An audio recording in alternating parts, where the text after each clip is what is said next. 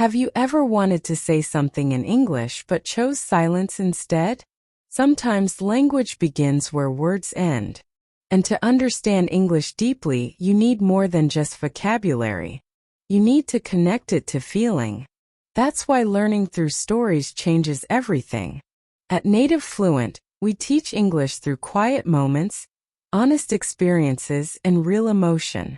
If this feels right for your journey, like the video, leave a comment, and subscribe to NativeFluent. The morning air was salty and warm when Mehran stepped onto the sand. He had arrived in Marseille the night before, his first time in the south of France. The city had felt alive even after dark. Voices in cafes, glasses clinking, music from open windows. But this morning was different. He wanted quiet. The walk to the beach had taken him 30 minutes. Past narrow streets, stone walls, and a bakery already baking its second batch of bread. Now, as he stood facing the sea, he took a deep breath. The waves were small, steady, rhythmic. No one else was around. The beach stretched out like a private world. Just sand, water, and the far curve of the horizon. He walked closer to the shore, removed his shoes, and sat down. He didn't spread a towel or adjust his clothes. He just sat, cross-legged, elbows on knees, hands still. And he watched. The waves came in, paused, and pulled back, over and over, like breathing. He didn't need to think. He didn't want to. His mind had been noisy for weeks, emails, messages, lists, deadlines. But now it was like the sea took all of that away, one wave at a time. The sky was cloudless, pale blue. The sun hadn't risen too high yet, so the sand was still cool beneath him. A boat moved far in the distance, so small it could have been a toy. It left a thin white line behind it, then disappeared behind a small island. Mehran stayed silent. He didn't check his phone. He didn't open his book. He didn't even take a picture. For hours he just listened, to the hush of the waves, the faint cry of gulls, the occasional whisper of wind moving across the surface of the water. Time didn't pass in a normal way. He had no idea if it was 9 a.m. or noon. At one point, an older couple passed behind him, speaking French softly. The woman smiled when she saw him sitting there. The man nodded politely.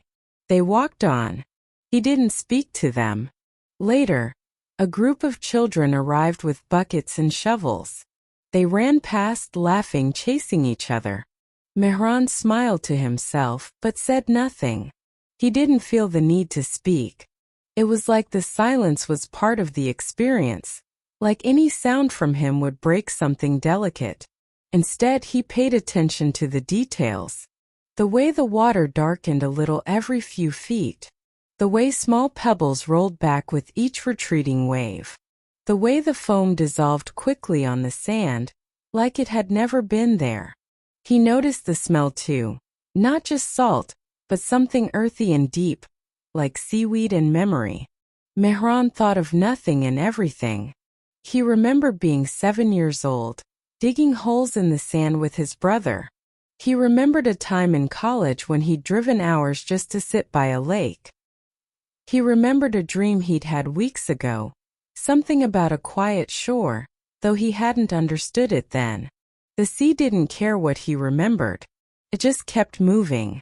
Eventually, his legs fell asleep. He shifted, stretched them out, lay back on the sand and looked up. The sun was higher now.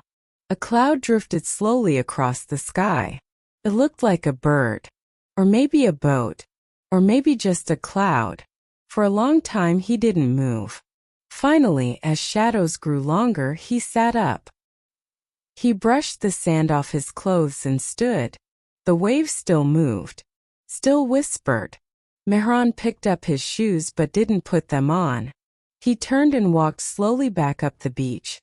Still silent, still calm. And he felt different. He didn't know why.